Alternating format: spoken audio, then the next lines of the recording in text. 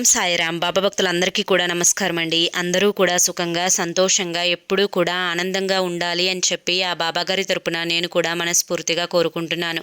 ఈరోజు బాబాగారు అందించే సందేశం ఏంటి అంటే కనుక, సమయం లేదు తల్లి, ఈ దేవత దృష్టి నీపై పడింది. ఈ దేవత నీ చుట్టూ తిరుగుతూ ఉంది. ఆమె నుంచి ఒకటి అడుగుతూ ఉంది. ఏమిటో తెలుసుకోవాలని ఉందా? మార్చి 30 లోపు నీకు ఇదే జరుగుతుంది తల్లి అని చెప్పి ఏదో తెలియని సందేశాన్ని ఈరోజు బాబాగారు మనకు అందించడానికి మన ముందుకు వచ్చారండి. మరి బాబాగారు ఏ సందేశం అందించినా కూడా అది మన భవిష్యత్తుకు పునాది లాంటిది అని చెప్పి మన అందరికీ కూడా తెలిసిన విషయమే కదా. మరి ఎవరికైతే బాబాగారి మీద పూర్తి నమ్మకం విశ్వాసం ఉంటాయో వారందరూ కూడా ఈ వీడియోని ఎక్కడా కూడా స్కిప్ చేయొద్దండి, చివరి వరకు చూడండి. అప్పుడే మీకు పూర్తిగా అర్థమవుతుందన్నమాట. ఎందుకంటే బాబాగారు ఇది మన మంచి కోసమే చెప్తున్నారు. దానికంటే ముందు చాలామంది కూడా గురువుగారి గురించి అడుగుతున్నారండి. అక్క, ఎన్నో రకాల సమస్యలతో మేము సతమతం అయిపోతున్నాము, మీకు తెలిసిన గురువుగారు ఎవరైనా ఉంటే చెప్పండి అక్క అని చెప్పి అడుగుతున్నారు.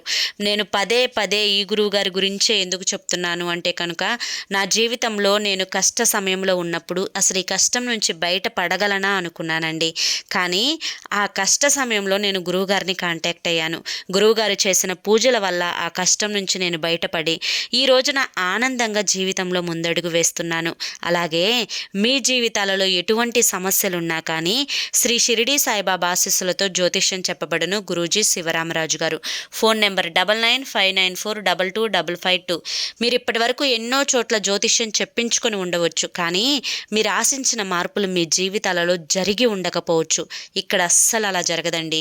మీ సమస్యలు ఏవైతే ఉన్నాయో, ప్రేమ, పెళ్లి, ఉద్యోగం, రాజకీయం, సంతానం లేక ఇబ్బంది పడుతున్నా, భార్యాభర్తల మధ్య గొడవలున్నా, అప్పుల సమస్యలున్నా, శత్రువుల సమస్యలున్నా, అవేంటో మీరు గురువుగారికి వివరించి చెప్పినట్లయితే గురువుగారు వాటికి తగిన పూజలు చేసి మీకు రోజులలోనే పరిష్కారాన్ని చూపిస్తారు.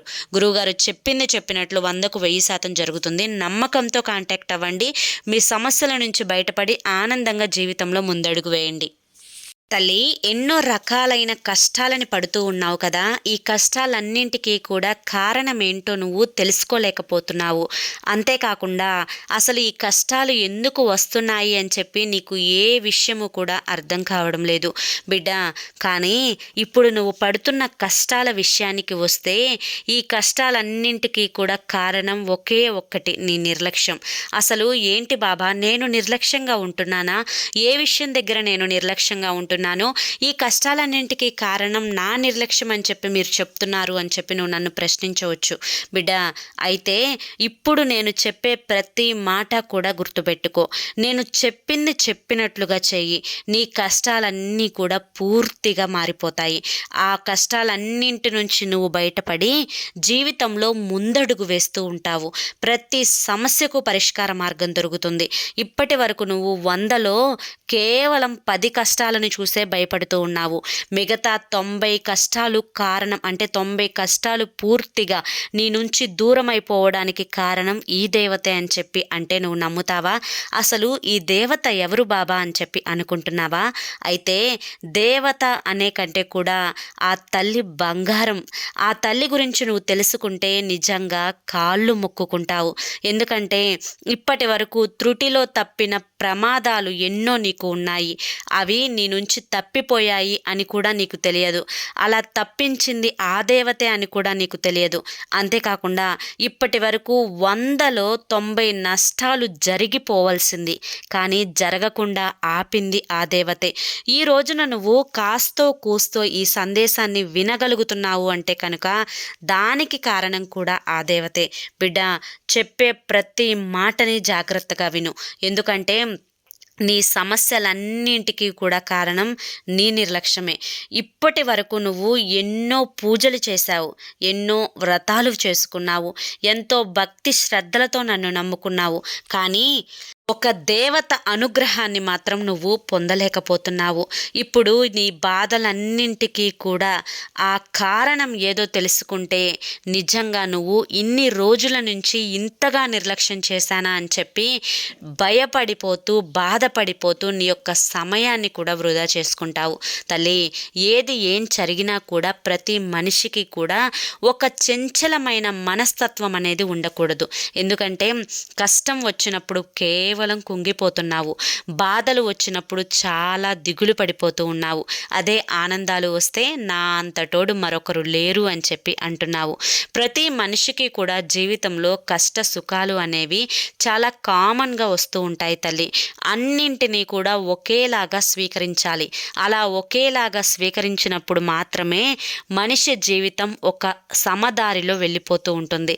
లేకపోతే మనిషి కష్టం వచ్చినప్పుడు కృంగిపోతూ ఉంటే కనుక ఆ కష్టం నుంచి బయటపడలేక ఏం చేయాలో అర్థం కాక ఆ కష్టంలోనే తన జీవితాన్ని మొత్తం కూడా గడిపేస్తూ ఉంటారు. కానీ తెలివైన వాళ్ళు ఆ కష్టం ఎందుకు వచ్చింది, దీని నుంచి నేను ఎలా బయటపడాలి, దీని నుంచి తప్పించుకోవాలి అంటే ఎన్ని రకాలుగా ప్రయత్నించాలి అని చెప్పి ఆలోచించి అన్ని రకాలుగా ప్రయత్నించి ఆ కష్టం నుంచి పూర్తిగా బయటపడిపోతారు. మరి నువ్వు మొదటి రకానికి చెందినవారా లేదా రెండవ రకానికి చెందినవారా అని చెప్పి ఆలోచిస్తూ ఉన్నావా? అయితే బిడ్డ, ఇప్పటి వరకు నీ ఇంటి ఇలవేల్పుని నువ్వు గుర్తుంచుకున్నావా? నీ ఇంటి కులదైవం ఎవరో నీకు తెలుసా? ఆ కులదైవానికి ప్రతిరోజు నమస్కరించుకుంటున్నావా? ఏ పని మొదలుపెట్టే ముందైనా ఆ కులదైవం యొక్క ఆశీర్వాదం తీసుకుంటున్నావా? అయితే ఈ ప్రశ్నలన్నింటికీ కూడా నీ దగ్గర లేదు లేదు లేదు అనే వస్తుంది. నాకు తెలుసు తల్లి. ఎందుకంటే అందరి భగవంతులని ఆరాధిస్తున్నావు, కానీ నీ ఇంటి కులదైవాన్ని మాత్రం నువ్వు మర్చిపోతున్నావు. ప్రతి ఇంటికి కూడా ఒక కులదేవత ఉంటుంది. ఆ కులదేవతను వెనకటి రోజుల్లో మీ యొక్క అమ్మమ్మలు, నాన్నమ్మలు, తాతమ్మలు, మీ యొక్క అమ్మలు, నాన్నలు, బాబాయిలు, చిన్నమ్మలు అందరూ కూడా ఆ కులదైవాన్ని మొక్కుకొని ఏ పనైనా కూడా మొదలుపెట్టేవారు. ఇంట్లో శుభకార్యం జరిగిన మొదటి శుభలేఖ ఆ కులదైవం దగ్గరే పెట్టి వచ్చేవాళ్ళు. ఏ పని మొదలు పెట్టుతున్నా, ఏ ఆస్తిని కొంటున్నా కానీ, ఏ బంగారం కొన్నా కానీ మొదటిగా ఆ కులదేవత ముందు పెట్టి ఆశీర్వచనాలు తీసుకునేవారు. కానీ ఇప్పుడున్న ఈ యొక్క ఫాస్ట్ జనరేషన్లో అసలు కులదైవం అంటే తెలియని వాళ్ళు కూడా ఉన్నారు. మా ఇంటి ఇలవేల్పు అంటే అసలు ఆ పేరు కూడా తెలియని వాళ్ళు ఉన్నారు. తల్లి, నీకు తెలుసు, కొంతమందికి తెలియదు. తెలిసి మాత్రం నువ్వు ఎంతవరకు నీ యొక్క బాధ్యతను నెరవేరుస్తున్నావు, ఎంతవరకు చెప్పు, ఒక్కసారి ఆలోచించుకో బిడ్డ. నీకు తెలిసినా కూడా అంతగా నువ్వు పట్టించుకోవడం లేదు.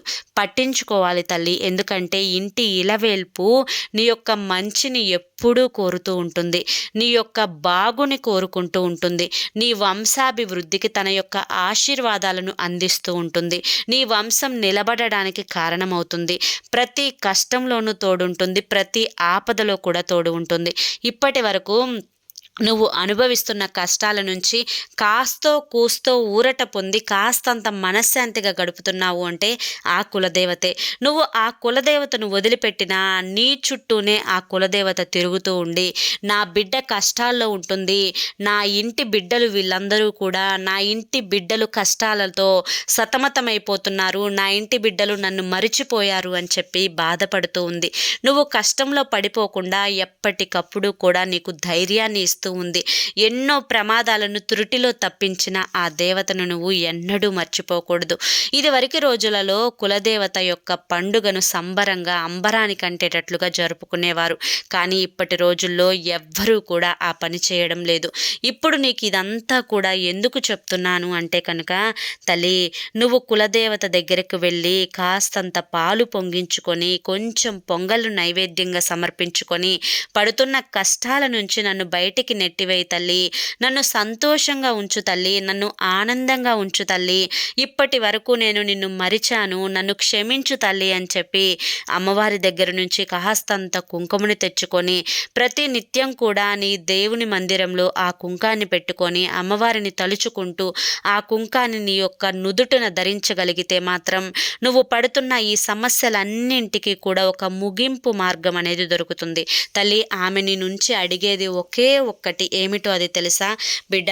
ఎప్పుడు కూడా నన్ను మర్చిపోవద్దు, నన్ను మీ ఇంట్లో భాగంగా ఉండనివ్వండి, మీ యొక్క మంచి చెడులు నేనే చూసుకుంటాను, మీ ఇంటిని తరతరాల నుంచి కాపాడుకుంటూ వస్తున్న దేవతను నేను, నన్ను మీరు ఈ తరం వాళ్ళు మర్చిపోతే ఎలా, మీ బిడ్డలకు నా గురించి చెప్పరా అని చెప్పి మిమ్మల్ని ప్రతి నిత్యం కూడా అడుగుతూ ఉంది. ఎక్కడో ఏదో కోల్పోయినట్లుగా, ఏదో మర్చిపోయినట్లుగా, ఏదో మిస్ అయిపోయినట్లుగా ప్రతిరోజు బాధపడుతూ ఉంటావు కదా తల్లి. అయితే ఆ మిస్ అయిపోయి మర్చిపోయింది ఆ దేవతనే, మరిచిపోయింది ఆ దేవతనే, వదిలేసింది ఆ దేవతనే.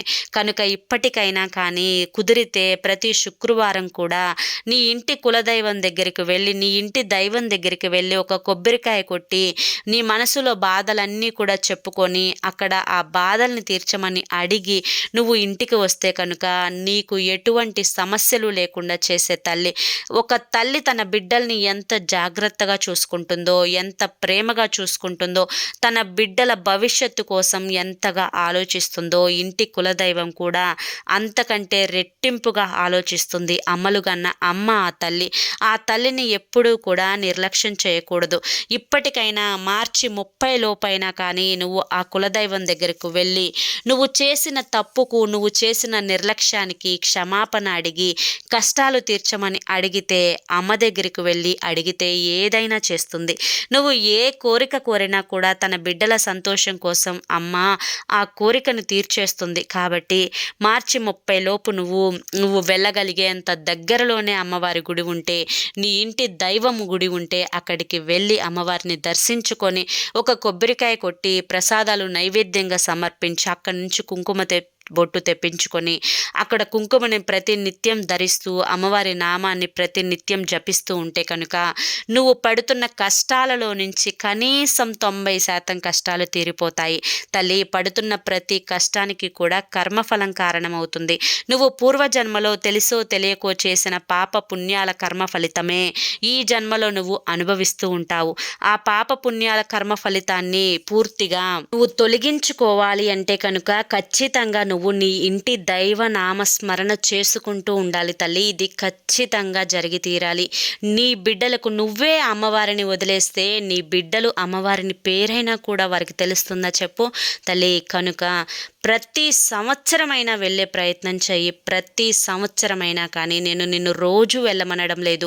కనీసం 6 నెలలకు ఒకసారైనా, 3 నెలలకు ఒకసారైనా, కుదరకపోతే సంవత్సరానికి ఒకసారైనా కానీ అమ్మవారి మొహాన్ని చూసి రావాలి తల్లి. అలా చూసి వస్తేనే నీకు, నీ కుటుంబానికి, నీ బిడ్డల భవిష్యత్తుకు, తరతరాలకు కూడా మంచి జరుగుతుంది. ఇంటి దైవం ఎప్పుడూ కూడా ఇంటి ఆడపడుచుతో సమానం అన్నమాట. కాబట్టి ఎప్పుడూ కూడా నిర్లక్ష్యం చేయకూడదు. ఆ బంగారు తల్లిని కనుక నువ్వు స్మరించినట్లయితే నీ ఇల్లు అనేది కలకలలాడుతూ ఉంటుంది, సంతోషంతో నిండిపోతుంది. ఆ బంగారం ఇప్పటి వరకు కూడా నీ దగ్గర ఉండబట్టే నువ్వు ఈ మాత్రమైనా కానీ మనిషిగా బ్రతికున్నావు. కాబట్టి నీ ఇంటి దేవతను మాత్రం ఎప్పుడూ కూడా వదిలిపెట్టవద్దు. ఆ దేవత నిన్ను ప్రతి నిత్యం కూడా నీకు గుర్తు చేయాలని ప్రయత్నిస్తుంది తల్లి. నన్ను ఎందుకు మర్చిపోయావు అని చెప్పి నిన్ను అడగాలి అని చెప్పి అనుకుంటుంది తల్లి.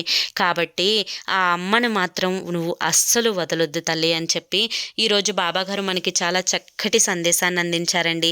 మరి ఈ సందేశంలో ఎంతో ఆంతర్యం ఉంది. నిజమే కదా, ప్రతి ఒక్క ఇంటికి కూడా ఒక కులదైవం ఉంటుంది. ఆ ఇంటి దేవర ఉంటుందన్నమాట. ఆ దేవరను కొలుచుకోవడం మన బాధ్యత. అది మనం ఎప్పుడూ కూడా ఆ తల్లిని మర్చిపోకూడదు. అమ్మని మర్చిపోతామా చెప్పు? అలాగే ఆ తల్లిని కూడా మర్చిపోకూడదు. ఆ తల్లి ఆశీర్వాదం ఉంటే మనం అంతకు అంత ఎదుగుతాము, అంతకు అంత మన భవిష్యత్తు బంగారంలా మారుతుంది. అది గుర్తు చేయడానికే బాబాగారు ఈరోజు మన ముందుకు వచ్చారు. మరి బాబాగారు గుర్తు చేసింది మన మంచి కోసమే అని చెప్పి మీరందరూ కూడా నమ్ముతారు కదా. మరి ఈ సందేశం మీ అందరికీ నచ్చింది అనిపిస్తే ఈ వీడియోకి ఒక చిన్న లైక్ ఇవ్వండి. మీరు ఇచ్చే లైక్ వల్ల మరి కొంతమంది బాబా భక్తులకు వీడియో రీచ్ అవుతుంది. వారు కూడా తెలుసుకుంటారు, తెలుసుకోవాలి కూడా. ఇక ఫస్ట్ టైం ఛానల్లోకి వస్తే మన ఛానల్ని సబ్స్క్రైబ్ చేసుకుని సపోర్ట్ చేయండి. మరి రేపు మరొక మంచి సందేశంతో తప్పకుండా కలుసుకుందాం. అంతవరకు కూడా బాబా ఆశీస్సులు మనపై ఉండాలి అని చెప్పి మనస్ఫూర్తిగా కోరుకుంటూ సర్వేజన సుఖినో భవంతు. ఓం సాయిరామ్.